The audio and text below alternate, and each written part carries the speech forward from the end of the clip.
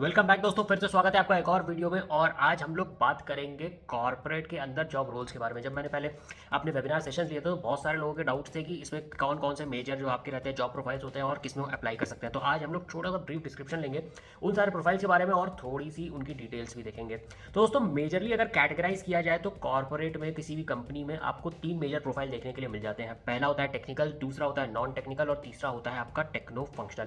तो चलिए एक एक करके आप डिस्कस करते हैं कि ये तीनों आखिर होते क्या है। तो पहली चीज़ हो गई टेक्निकल प्रोफाइल। टेक्निकल प्रोफाइल में ज़्यादातर आपके जॉब रोल्स आते हैं आपके डेवलपर के या कोडर के। इसमें आपको क्या होता है, इसमें आपको किसी भी कोडिंग लैंग्वेज पे एक डेवलपमेंट करना होता है, आपको सॉफ्टवेयर वगैरह बनाने होते हैं या एप्लीकेशन वगैरह बनाने होते हैं आईफोन के, एंड्रॉइड के। तो इसमें आपको लैंग्वेज जो यूज़ होती है वो जावा, पाइथन या फिर और भी कोई वेब टेक्नोलॉजी, वेबसाइट से रिलेटेड टेक्नोलॉजी के ऊपर आपको काम करना रहता है। जॉब प्रोफाइल पूरा का पूरा टेक्निकल रहता है। इसमें आपका मेजर काम रहता है आपका कोडिंग करना। दिन भर बैठ के आपको लैपटॉप पे अपने कोड्स लिखने पड़ेंगे और ये काम करने के लिए आपको अच्छी खासी तनख्वाह भी मिलती है। और इसमें आपका जो रोल रहता है वो नॉन टेक्निकल ज़्यादा नहीं रहता है। हो सकता है नॉन टेक्निकल रोल्स के लिए आपके पास आपके मैनेजर्स हों या फिर दूसरे और लोग हों जो क्लाइंट के साथ इंटरेक्ट करें और क्लाइंट को आपकी पूरी डिटेल शेयर करें। आपका हो सकता है बहुत ज़्यादा नॉन टेक्निकल काम ना हो, क्लाइंट प्रेजेंटेशंस का ज़्यादा रोल ना हो। तो ये प्रोफाइल होता है टेक्निकल प्रोफाइल, जो कि आपका ज़्यादातर आईटी कंपनी में होता है, जिसमें लोग अप्लाई करते हैं कंप्यूटर साइंस या फिर कोई भी कोडिंग लैंग्वेज सीखने के बाद।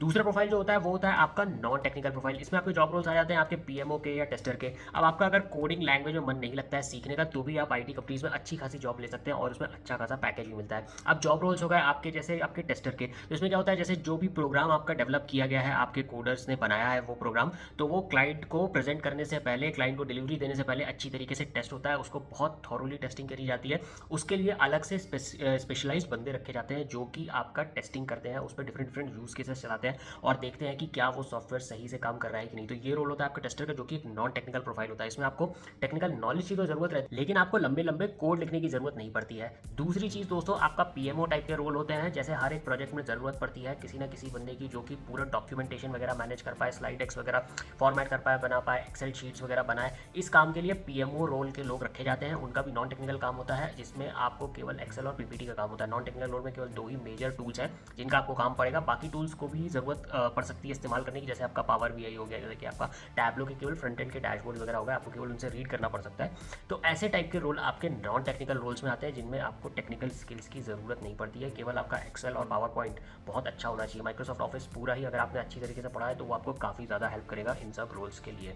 अब तीसरा जो प्रोफाइल होता है वो होता है आपका टेक्नो फंक्शनल। इसमें आपको क्या होता है, इसमें आपको टेक्निकल और नॉन टेक्निकल दोनों काम करने पड़ते हैं। आपको कोडिंग का भी काम रहेगा और आपको नॉन टेक्निकल काम भी रहेगा। कोडिंग का काम कैसे हो गया, कोडिंग का काम हो गया जैसे कि आपको सीक्वल स्क्रिप्ट्स वगैरह लिखनी पड़ेगी, डेटाबेस मैनेज करना रहेगा। डेटा आपके पास आएगा तो उस डेटा के साथ आपको फिल्टर करने के लिए, उस डेटा से कुछ आपका एनालिसिस करने के लिए आपको हो सकता है पाइथन भी थोड़ी लगानी पड़े, हो सकता है आपको आर भी थोड़ी लगानी पड़े, हो सकता है आपको एक्सेल पे भी काफ़ी सारे फॉर्मुलेस वगैरह जनरेट करने पड़े। तो आपको टेक्निकल काम भी रहेगा और नॉन टेक्निकल काम भी रहेगा कि आपने जो भी काम रहेगा तो आप क्लाइंट के सामने बैठे रहेंगे, क्लाइंट के सामने सीधे बैठेंगे, क्लाइंट से इंटरेक्ट करेंगे और क्लाइंट के साथ डे टू डे बेसिस पे आप कनेक्ट में रहेंगे। तो आपको क्लाइंट के सामने अगर प्रेजेंट करना है तो आपका नॉन टेक्निकल काम भी होता है। क्लाइंट को प्रेजेंटेशन देनी है, क्लाइंट के साथ पूरा डॉक्यूमेंटेशन मैनेज करना है आपका, और क्लाइंट की जो भी नई रिक्वायरमेंट आ रही है उनको डॉक्यूमेंट करना और टेक्निकल लोगों तक पहुँचाना, टेक्निकल लोगों को समझाना वो चीज़ें, और टेक्निकल लोगों की जो भी अगर कुछ डाउट्स है या फिर जो भी चीज़ें तो वो आपको क्लाइंट तक पहुँचाना रहेगा। तो आप एक तरीके से मिडिल मैन की तरह बीच में रहेंगे और आपका टेक्निकल रोल भी रहेगा और नॉन टेक्निकल रोल रहेगा, दोनों ही रोल आपको निभाने पड़ेंगे, इसीलिए इसको टेक्नो फंक्शनल कहते हैं।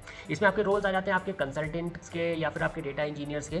तो इन सब रोल्स में आपको इन दोनों चीज़ों की ज़रूरत पड़ने वाली है। टूल्स की बात करी जाए तो आपका सीक्वल मेन टूल रहता है, क्योंकि आप डेटाबेस वगैरह कुछ मैनेज करेंगे तो आपको उसकी ज़रूरत पड़ेगी। एसएपी वगैरह के एक्सपर्ट भी काफ़ी सारे प्रोजेक्ट्स में रखे जाते हैं जिनमें काफ़ी अच्छा आपको स्कोप रहता है। तो अगर आपकी नॉलेज एसएपी वगैरह में अच्छी है, आप नॉलेज ले सकते हैं, ट्यूटोरियल्स वगैरह ले सकते हैं एसएपी की, आपको अच्छी तरीके से मिल जाएंगे।